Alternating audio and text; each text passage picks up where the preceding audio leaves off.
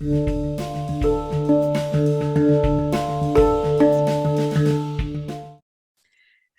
and welcome everybody to this month's Practice as Research Network seminar in our seminar series. I'm really excited to have you here. It's the first in the new year, so there are many more sessions already planned and booked in. But today we have with us Dr. Sara Young, and Sara is going to be talking about positionality in power research. Sara is a researcher working within applied linguistics and Polish migration, and she teaches primarily on the MA Education and MA Applied Linguistics and TESOL at the UCL Institute of Education. She's particularly interested in the construction of linguistic and ethnic identity within or amongst young people specifically. Her research work often employs a narrative approach whereby identity is constructed through storytelling. And she's also interested in the ethical nature of research, especially in multilingual research. So that's a brief introduction to who Sara is and what her work is all about. And I'm really looking forward to today's session. And I know that it'll be a great discussion afterwards about ethics and the practicality. So there is a lot to talk about. I know a little bit about Sara's work, but I'm handing over to you now and looking forward to hearing the presentation. Okay, thanks very much, Nicole. I'm just going to start sharing my screen. Can everybody now see that? Yes, we can see, that's fine. That's great. Okay. All right, so what I'm going to do is I'm going to talk probably just for about 20 minutes, but please feel free to sort of during that time to put things in the chat or even interrupt, because it's a small group. We can probably do that in today's session. So the first thing I'm going to do is, this talks about positionality. It talks about the research I do, but there is quite a large element of ethics in there, as Nicole mentioned, because that really is one of my key areas that I get involved with on quite a regular basis. So just to give an overview of what I do, so I straddle different areas. I end up working a little bit in education, but really I'm based in identity studies and applied linguistics. And because I look at the Polish community in particular, I'm also quite involved in Polish migration studies, particularly the migration that happened after Poland joined the European Union in 2004. Now, the work that I do is sort of underpinned by my own family background of migration from Eastern Europe, and I'll talk a little bit more detail about that later on. Because what I've always had a problem with, a discussion with when I look at this work, is where to position myself. Now, I come from a background of studying literature, comparative literature, and when you write about it, there is no I. You talk about the author, you're not interested in the researcher unless it's a very particular sort of research. So for me, it was quite a difficult shift to use the first person and then to acknowledge where I stood in regard to it. And as I carried on my work or developed my work, I realized that we had two positions to deal with. We had where I would position myself, and there were where participants would position me.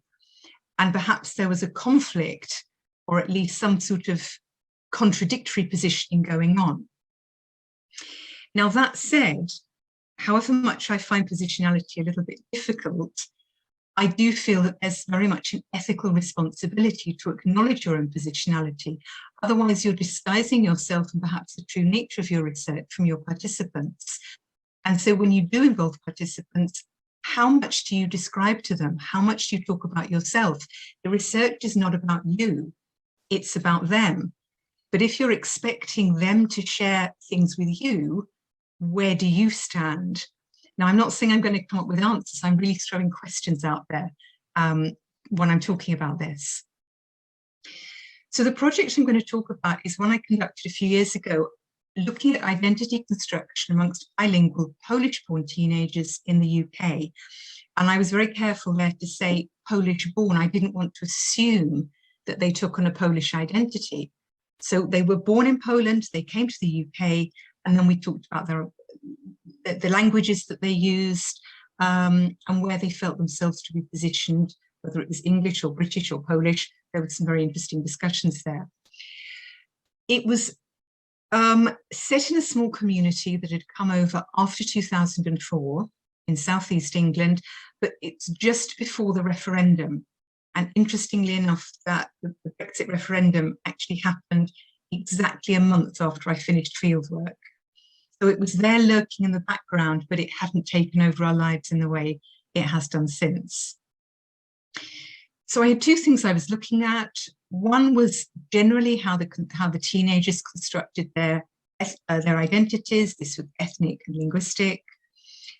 But I was also interested in how they positioned themselves and how they found themselves positioned in the light of contemporary anti-immigration discourses in the UK. My initial drive for this was I was thinking, you've got all this anti-immigration discourse going on. You're suddenly a teenager who lands in the middle of the UK, and this is the first thing that you look at. How does that make you feel? And that's really what I wanted to look at. So I did some narrative, I did some storytelling with them, there were semi-structured interviews, and we touched on some of these issues. Now, talking about identity and how I see it, for me, identity is something that's quite fluid. It changes depending on your context, depending on who you're with. It's negotiated through the way that a subject positions themselves and how they're positioned by others. And there is this conflict and negotiation that needs going on. And the theory behind it is also that you are positioned by others and you can't necessarily escape that positioning that they put you in. And this is something that becomes quite pertinent later on. Moving to reflexivity, now this sort of overlaps here. There is the academic expectation for reflexivity. We need a transparency to explain what we did, where we stood epistemologically. But then that overlaps with your positionality. And as Holmes said, it requires that you need to acknowledge your views, your values, your belief about the design, the content and outputs. But I would argue you also then have to declare your positionality in relation to the participants. Now, a lot of things are approached this way through insider-outsider research. Am I part of the community? Am I outside the community? And in my case, that didn't really seem to sit very easily. I'd sort of got a foot in one bit, a foot in another bit, definitely outside something else. And that's why I looked at positioning theory rather than typical insider-outsider research. So if we're thinking about this, then you can argue that positionality references the identity of the research in relation to the study context and the participants. And then again, this idea of our own perception of our own identity, but how we expect others will perceive us. And I think this is something that came into my way of thinking of how I thought they might view me. And it's something that we're quite aware of, I think, when you're doing particularly qualitative research and you're going into settings. How will those people I'm talking to, what will they think about me? How will they position me?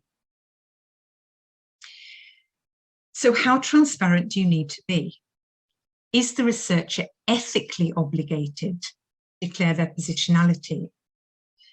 And I think if we're talking about practice as research, when you're expecting participant interaction and involvement, and it's a key element of the research, can you really expect participants to expose their own vulnerabilities if you don't allow them a slight insight into something of your own? And Borkhar's use, I have to be forthright in communicating my positionality to participants. There are various aspects to this. And again, I don't pretend to come up with an answer here. These are questions that are raised. So just to backtrack a little and explain something about Eastern European identities and why I say I'm Eastern European rather than aligning to a particular country. Now, there's a lot of work on bird identities within Eastern Europe. There's the old joke that goes, a person can live in the same town their whole life and have moved 3 countries. And this is basically what's happened in my own family history. So my great-grandparents came from Minsk, which at that time was actually Russian, However, originally it was part of Lithuania. It then became part of the Polish-Lithuanian Commonwealth, and now it's situated in Belarus. So the languages would have been Lithuanian, Yiddish, Polish, Russian, Belarusian, as well as 101 other dialects and local languages. So it's a very, very blurred area. And I would argue that even the concept of Polish identity is quite a fluid concept as well. So when it comes to my own positioning, as I say, it's very difficult to pinpoint, ah, yes, I come from this point or that point. Yes, there are towns where my ancestors were born rather than countries that they came from. Okay, moving aside from a sort of personal background to my researcher identity, there are, of course, power dynamics at play. And because I'm dealing with teenagers, these are quite noticeable. So I'm an adult university researcher. I was working then with secondary school children aged 11 to 16. And there were two settings. One was in extracurricular Polish classes in a mainstream school. So this was an established setup. We had established roles. I came in and I was called Miss, and I dressed in a certain way that was considered appropriate.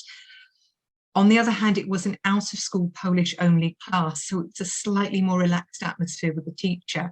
And it wasn't quite like a lesson, but at the same time, there was still that dynamic in play. The second setting was a Polish Saturday school, and it was a little bit more chilled. It was Saturday morning, we were all in jeans, it was all first name terms. So again, my position as a researcher in the two settings was slightly different. Now, as I've sort of explained, because I don't come from what I would call a typical Polish background, and certainly not the background these students came from, I didn't go into it positioning myself as a Polish researcher. I've got some heritage, I wasn't born there, I've got very limited language proficiency, it's a very sketchy family history. Also, I'm not a recent migrant, I'm second generation, I'm not a teenager in referendum Britain, so I didn't feel that ethically I could claim some identity as a Polish migrant, talking to other Polish migrants about their experiences. At the same time, what I did share with them was an experience of migrant history, related elements such as hostility, being told to go back home, those sorts of comments, and also that mixing or difference between a home identity and a school identity. Although I didn't sort of broadcast this, it gradually came out through the research. Instantly, the participants went, "Oh, you mean you're Polish?" And this made certain assumptions, which I probably wasn't ready for. It made linguistic assumptions. It made assumptions about cultural practices, including religion and other aspects that I didn't feel were relevant. Now, it was a little bit of a shock, and I wasn't quite sure whether to back away from it, whether to embrace this, how I felt about myself.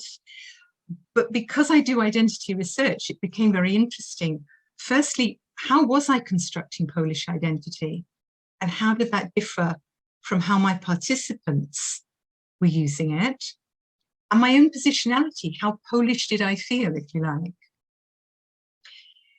So I would argue that the participants' understanding of Polish identity sat with this wider conceptualization where identity is considered a compact with one's ancestors. So if I deny that part of my heritage, am I denying part of my identity? And these are questions that came up. So if we link this back to ethics, which is more ethical? Is it the initial stance of being non-Polish, to resist being positioned as Polish or as a migrant? On the other hand, once it became known that I was Polish, the participants were much freer in what they said. And they talked about, oh, do you remember this? And do you know this? And do you know this? And it's like, well, yes, actually, I do. But I was too aware of it then becoming about me and not their stories, which, as I said, were grounded in a very particular context that wasn't my context. And then that raises other ethical questions. So I think when we come to it, it's not just a question of academic transparency and of investigating these concepts, that link with identity research, which raises those very questions at the heart of the research. But ultimately, all of this, which I've condensed but took a long time to work through, this all benefited the research. It benefited my understanding of identity, of how I was constructing identity, of how my participants were, of what we meant by Polish identity. But the ethical questions remained. What are the ethical questions about research positionality? And should a researcher be obliged to declare it? Suppose I hadn't felt comfortable talking about it. Where would that have put me in terms of what I expected from my participants? Also, if we argue that positionality and identity is subjective and shifting, how far is it possible? They're positioning me one way, someone else might have argued something else.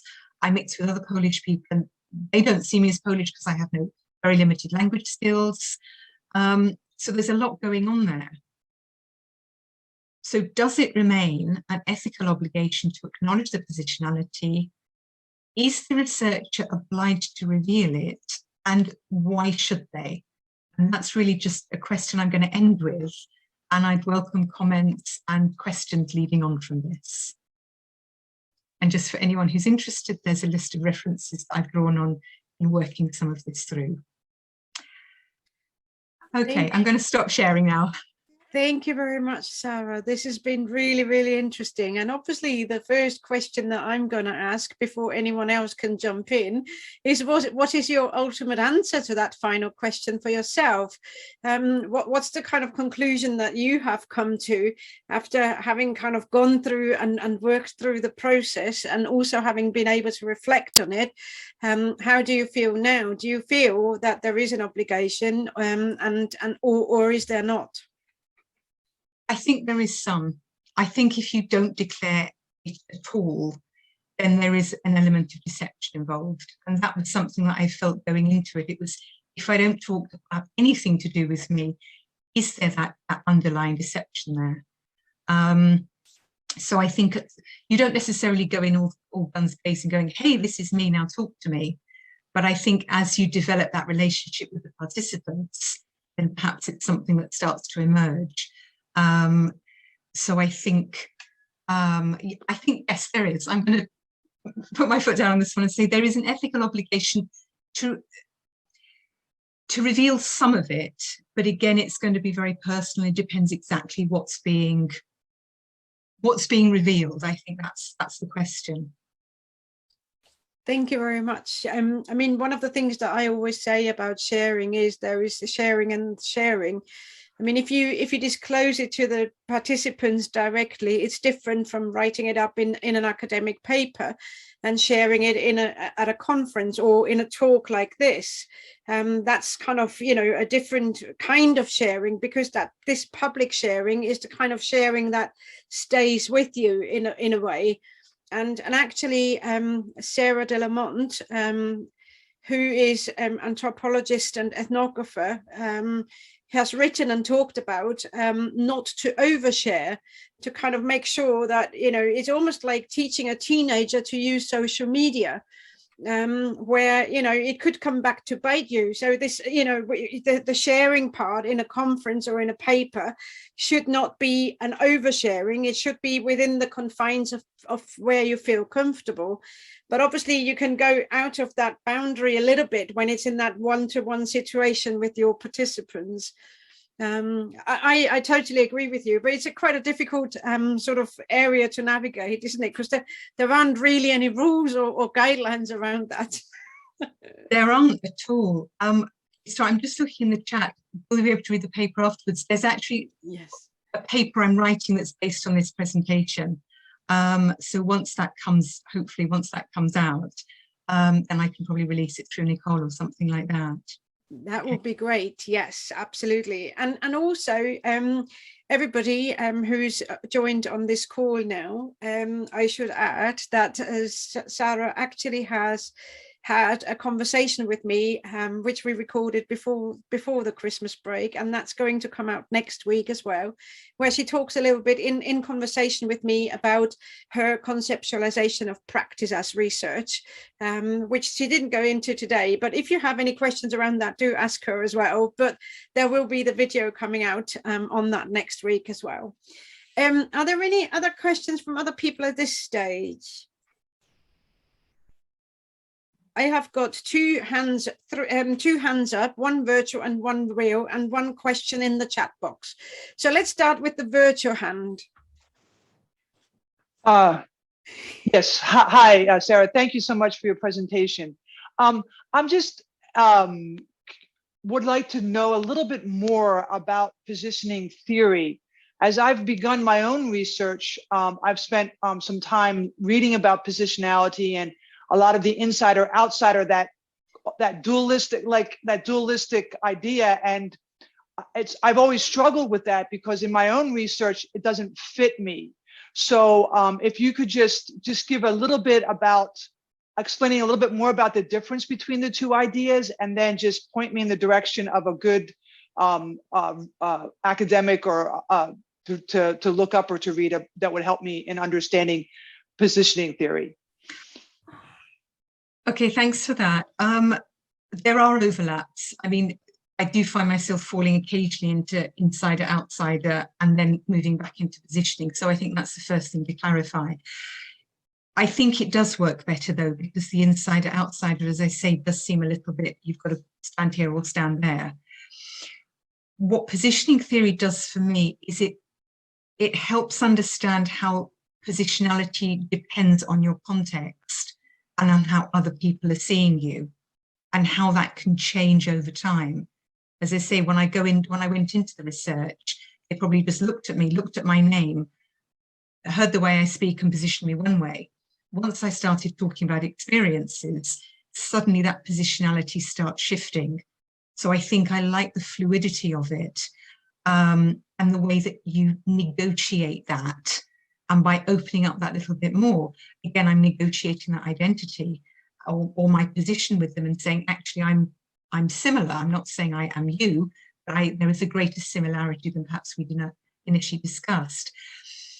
As for advising literature, can we release the slides after this, Nicole, and send them around, because they'll be up on that final reference list. Okay. Yes, absolutely. If you share them with me, then I can just put the link up with the details. Yes, absolutely. And I'll do that. Okay. Thank you. So there was one question in the chat box, and then I'll come to Rachel, to the real hand. The question in the chat box was, I wonder whether one's identity as an artist or creative plays a role in the research. I found that research participants expect me to be an artist and to show them how, if I encourage them to be more creative in the data generation process. I think this is a really interesting question, especially given the conversation that the two of us had, Sara, before Christmas, where we were talking about the creative data generation process. So what do you say to that? I think it's a strange one, because I don't consider myself as an artist or creative in that sense. Perhaps I'm thinking of it in too narrow a way.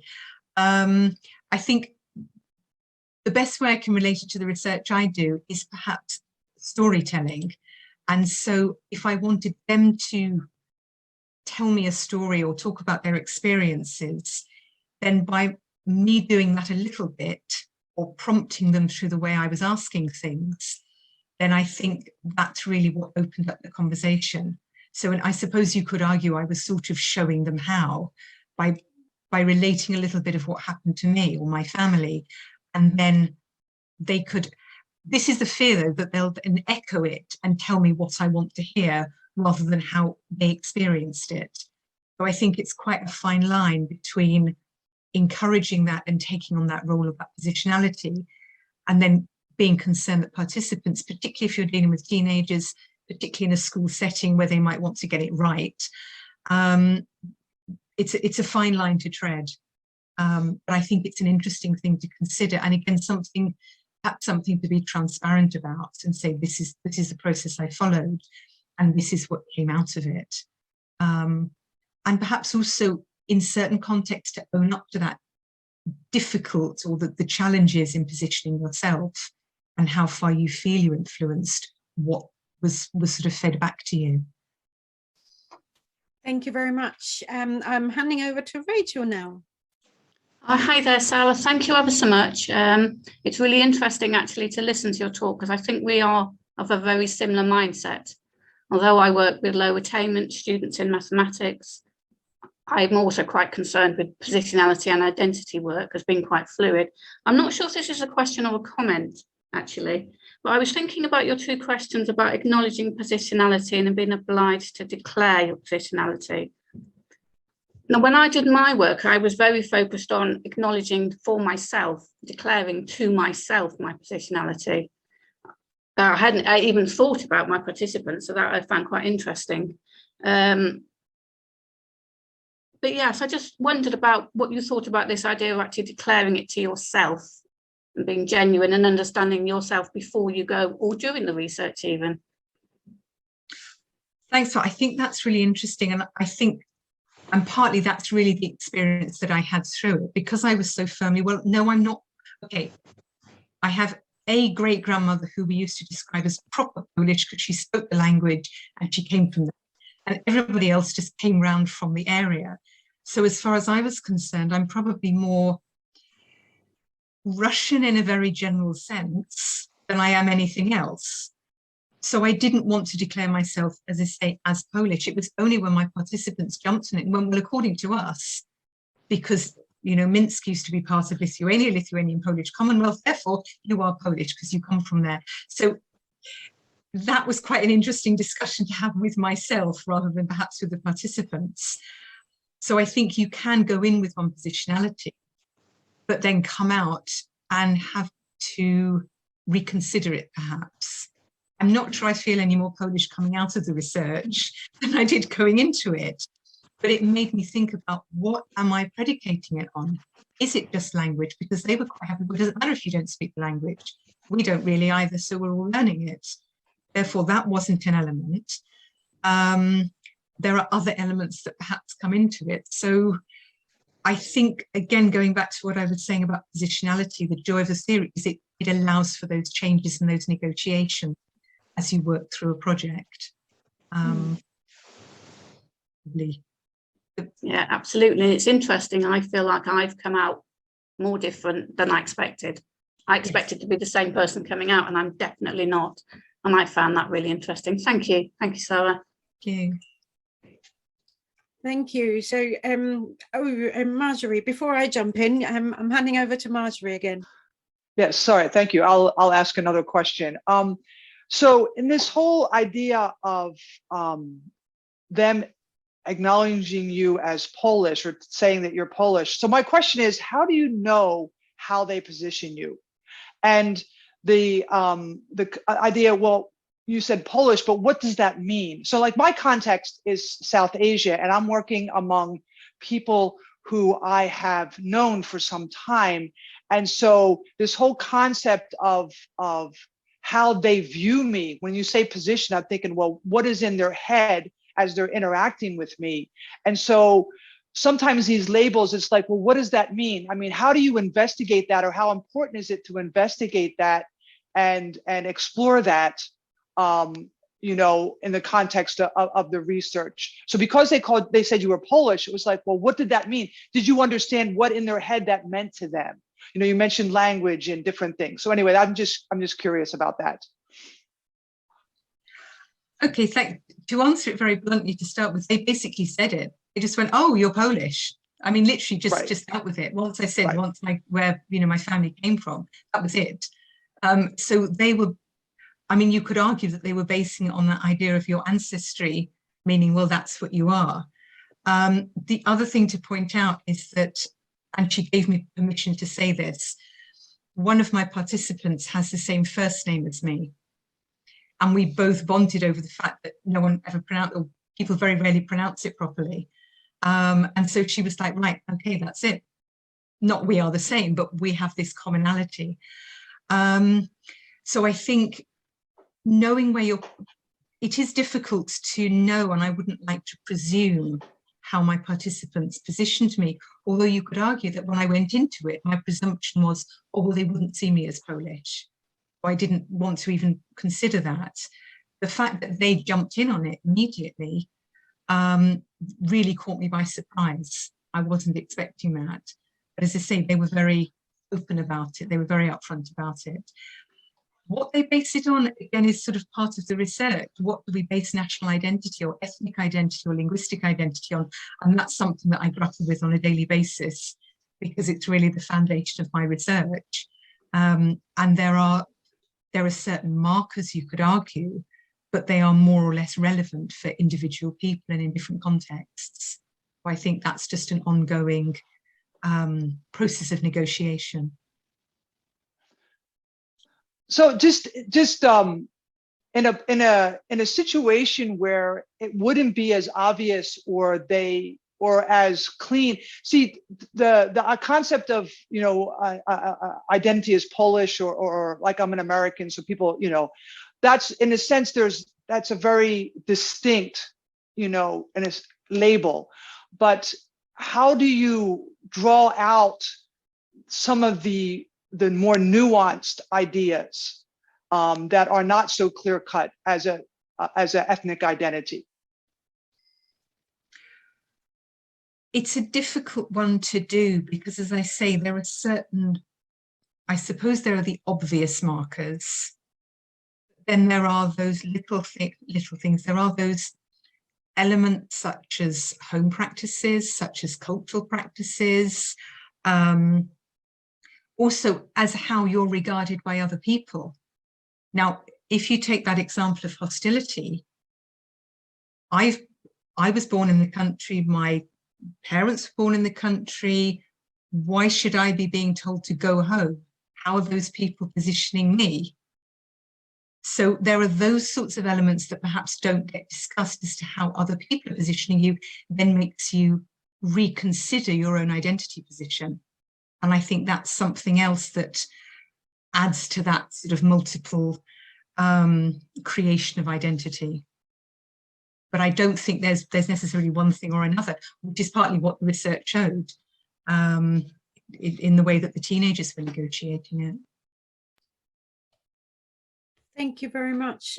So there's a comment in the chat box where there is a link to an interesting article with a device to explicitly explore positionality. And it's a social identity map, a reflexivity tool for practicing explicit positionality. And that's available in the critical quality of research. And I'll try and make that link available as well. Now, I have got two questions, really. One following on from your conversation with Marjorie, and one following on from your conversation with Rachel, really. So I'm going to use Marjorie's first. And one of the things that you were saying is that the teenagers were jumping at the idea that you were Polish. Is that because you suddenly became some kind of role model? Oh, here is another migrant or somebody with an immigrant background. And actually, she's quite successful because she's now a researcher. This is something that, you know, is kind of offering up an opportunity, because often, if we're honest about it, that experience of hostility that you were talking about is also about, you know, like putting people down. And typically in the UK, the Polish community would be associated with cleaning jobs and not necessarily with research jobs in that respect. Do you see where I'm coming from? Is that perhaps why they were quite keen to, in a way, label you in that way? I hadn't thought of it in that way, to be perfectly honest. It could have been, it could well have been, but I wouldn't want to put that in their mouths, as it were. I think one thing it did do, though, was because they were such a small community, and because there was quite a lot of hostility in the area as well as a wider discourse, the fact that someone was coming in apparently from outside, but actually not as much of an outsider, if you like, it was like, oh, okay, we can talk to you more freely, you are actually part of us, rather than someone who's sort of coming to stare us at like we're in a Petri dish, which is sometimes how research can feel. I feel that as a researcher, am I actually just standing there going, oh, look at that, rather than going, okay, let's open this up. So I think that's what it did, perhaps more than anything, because the conversations, as I say, did become a little bit more relaxed in that, oh, okay, you're coming to, you really are interested in what we want to say, rather than just staring at us or against us, I suppose. So I think that's where it helped. Again, I just want to bring this in because ethically, I'm not sure how comfortable I felt with that, because I don't position myself as Polish particularly, I felt as though I was then having to adopt an identity that made them feel better, which is not a bad thing. But how true that was to my own identity is difficult. And the other thing to bring in here is that one of the challenges of dealing with Eastern European identities is that most of the countries are often antagonistic towards each other. So it would have been very unhelpful if I'd gone in with a Russian identity, for example, and drawn on that aspect of my heritage. Yes. So again, it's quite a diplomatic process that you have to undertake, and how far you feel comfortable with that, but then how far you are going to discomfort your participants is something else that then comes into the mix. Yes, I totally understand what you mean and where you come from. And in a way, actually, that ties quite nicely with the question that I had, the other question I had, which taps into what Rachel was talking to you about, and also what was said in the chat box earlier about the identity of an artist and the expectations that are kind of attached to it. Does that mean that when we're doing this kind of research, we actually automatically, whether we want to or not, are engaging in autoethnography? Is it that we almost, it's no longer just positionality, it's actually more than that? Is there an element of autoethnography happening, and we just label it positionality because that's what we're trained to do in a way, but actually, as a matter of fact, we are assuming this dual or even perhaps triple identity of a practitioner, a researcher, and whoever is in that room doing whatever we are doing in the data generation process. So what's the relationship in that respect between autoethnography, positionality, and that kind of work in practice as research? I think that's really interesting, and there are certainly overlaps between them. Again, it's something I do shy away from. Again, coming from that background of, no, there's the text and you step aside. And I don't want to be the sort of researcher who's going, well, this is the participant, so what does that say about me? And then it becomes self-focused. You know, if it's designed as an autoethnography, I'd have gone and, you know, interviewed members of my family. So it's very much not about me. That said, there is that obligation, as I keep saying, to declare where you're standing at the beginning and what viewpoint you have on this, or what could cloud or what could sort of bias your viewpoint, you know, the biases we all have. So I think it's then becoming incumbent on the researcher to say, is this an autoethnography, or am I just saying, this is where I stand, but really I'd like you to look at the participants. I'm not really the key focus in this. If I was going to be the key focus, I'd have done a different piece of research. But there are the lines between them become increasingly blurred. Yes. Thank you. I mean, I find that in a lot of the conversations I've been having with people is that it is really difficult to kind of delineate where the researcher stops and the practitioner starts, or the other way around. It becomes a muddled place. And in many ways, that's the nice thing about practice as research, that it can be this muddled place. But obviously, in conventional terms, this is really difficult for journals, for example, to navigate and to accept. So there is obviously this external pressure that we are kind of, you know, like bowing to, and that we have to navigate as well. Rachel, do you want to come in at this stage? Yes, I just, as I find all of this so interesting, and the position I've sort of got myself in is that I'm not sure I can ever take myself out of this research. So not that I shouldn't try to, but maybe I should. acknowledge myself in the research, because if I wasn't in the fishbowl with the fish, something else would be happening. And I know, I agree with you, Nicole, it's so complicated and it's messy, but I like that. I like the fact that it's complicated and messy. I know that's just me and that's just my opinion. But I think in the complication and in the mess, you find something you wouldn't if you tried to keep it tidy. I don't know what others think. I mean, I think you're right that you can't take the me outside of it. And that's something I sort of learn every time I do a piece of research. But at the same time, I think what I'm trying to put across is that I didn't want, it could have so easily have turned into a project about where I stood and who I am and all the rest of it. And that wasn't the point. The point is, you've got this group of teenagers who've come in a very different context, the context that I live in. What are they saying about what's happening to them? So really putting me aside, yes, this is me, I did the interviews, I got involved, but what are they saying about their experiences? And I don't want to impinge on that or invalidate it or claim it as my own or do any of that sort of thing. As I say, it's very different being a researcher who's been brought up and educated in the country with a 13-year-old Polish kid who's been here for 5 years. You know, it's a very, very different position. And so I didn't want his or her story, as I say, to be over-influenced by what I was necessarily feeling or being positioned as. In the final research, it went in as sort of a paragraph of this is me, and that's it. And that's why I'm doing it, and that's it. And then it moved on. So yeah. No, absolutely. And I think, as you say, putting the voice of the other person that you want to prioritize is really important, isn't it?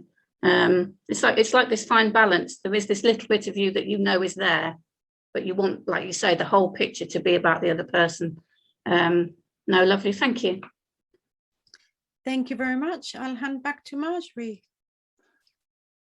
Yes, sorry, I'll just make another question kind of comment.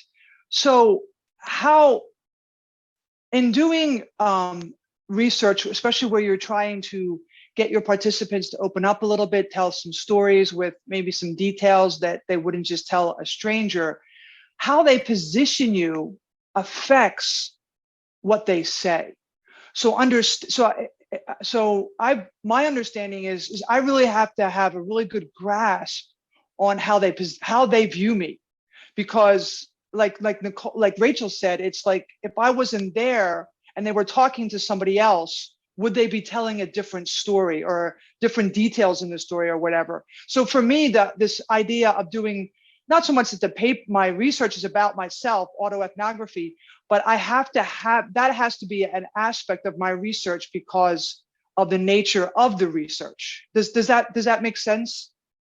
It does make sense, but certainly for me, I think if I overthink it and I'm too concerned about what my participants might be thinking of me or how they might be positioning me, then that spontaneity is sort of lost. They may have a certain image that changes over time, the same way that you do with any other person that you meet in whatever circumstances. And so in some ways, it's nicer to go in as anonymous as possible beyond the basics that they know about me and that I'm doing this research and where I'm doing it. But beyond that, it then becomes, I suppose, not as strong as a mutual opening up, but just a little bit of ice breaking, I suppose. And how much comes out on either side will depend on, 101 different variables.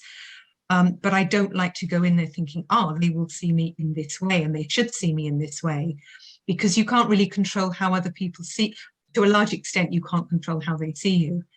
I mean, as I said at the beginning, the only thing I wanted to be clear on is I didn't want to go charging in there saying, hey, I'm just like you because I've got a migrant background and because I've got bits of Polish in there. Therefore, you can talk to me. To me, that felt extremely heavy-handed and inappropriate. And also assuming that I would then know what they're feeling. I don't know what they're feeling. As I say, they're very, very different people from me. How could I go in with such a presumption? But I knew there were certain elements of their stories that I would recognize. And once those started emerging, then we could maybe discuss common ground and talk about identity. But again, it's very different if I'd been doing that in an adult setting as if I was doing it with 12, 13-year-olds. So it, like all research, that is that process of negotiation and of treading carefully and just finding out where you sit and where your participants sit as well. Yeah. I would like to play devil's advocate here. Isn't that the case, you know, in terms of how we impact, you know, as in where you, how your participants see you, how that changes and affects the stories they tell? Isn't that element, that process true of any kind of research? Even in an interview that is fully structured, there is a difference if somebody asks me at 8 o'clock in the morning or 12 o'clock at lunchtime, or at 2 when I'm incredibly hungry and haven't had lunch. You know, the responses I'll give will be totally different because of just of the moment of the day, not, you know, irrespective of who asks me the question and where I'm sitting. It's literally just a time of day that actually means, quite frankly, at 5 o'clock, I'm too tired to think straight and think hard about an answer. I'll probably be more likely to just give yes and no answers and short, you know, snappy responses. Whereas at 10 o'clock in the morning, I'll probably be expanding on my answers a little bit more. So I think that's not necessarily something that we should worry about in that respect, because actually that's something that happens in all research. It's just the fact that other people gloss that over, and that's not talked about. Whereas we here in this context, we kind of, you know, drawing attention to it. I think that's the only difference, is that we draw attention to it. We are becoming more consciously aware of it, and therefore we have to deal with that difference. Whereas other people gloss the thing over and ignore it largely. I think it's true, but again, that comes under what I would term sort of transparency about the research. Yes. I mean, the first interview I did with this group of children was on one of those really cold, wet, rainy January afternoons, 4 o'clock in the afternoon. It was the first week of term. You know, they wanted to be anywhere but there. But that went down as the first interview probably didn't go very well because this was the setting. By the time we got to May, things were a bit more chilled on all sorts of levels. And that's something that I think, as I say, got included in the, you know, one of the sections of the methodology, just saying, you know, obviously things opened up a little bit. But I think acknowledging that is important. And again, I would argue ethically, it's important. Yes, thank you. So there's one comment in the chat box as well, saying there is a philosophical issue here. If this is about our being in the world, we have to acknowledge our own existential position as well as those of the participants. So it's a case of trying to be authentic. You have to kind of acknowledge in that moment and of that moment, which goes back to that kind of thing that, you know, you're saying that actually the time of day, the season, you know, all of those things are impacting us because it is about being in that moment in the world.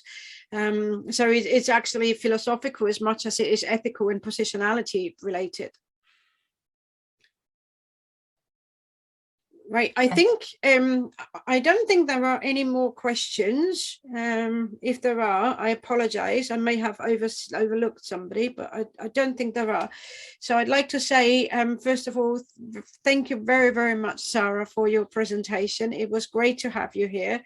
It was really, really interesting to hear you talk about the different kinds of identities that are at play when we enter the room. And obviously your particular background is making this 10 times more difficult. So I totally understand that. It's really interesting to hear you talk about how you navigate that space. I would also just very quickly like to kind of draw attention to our next session, which is going to be on the 2nd of February, and it's called 2 Packs of Cigarettes and a Working Paper. And this is about Jan Blommer's powerful voice. That will be led by Dr. Jenny van der Aar, and she is going to be presenting a short 30-minute monologue where she's exploring the intricacies of mentor and mentee relationships in academia. Also, one last thing, as always, here are the links to the YouTube clip, to the the Practice as Research Buzzsprout, which is the audio version of this recording, and the Practice as Research Network webpage. Do have a look. There is a lot of information on there and additional materials that are not covered in the seminar series. So again, thank you very much, everybody, for being here. It's great to have this community, and it's great to see so many people from so many parts of the world turning up to these things now at unreasonable hours at their time. So I do apologize for that. But again, thank you very much, Sara, and I look forward to seeing everybody again in a month's time.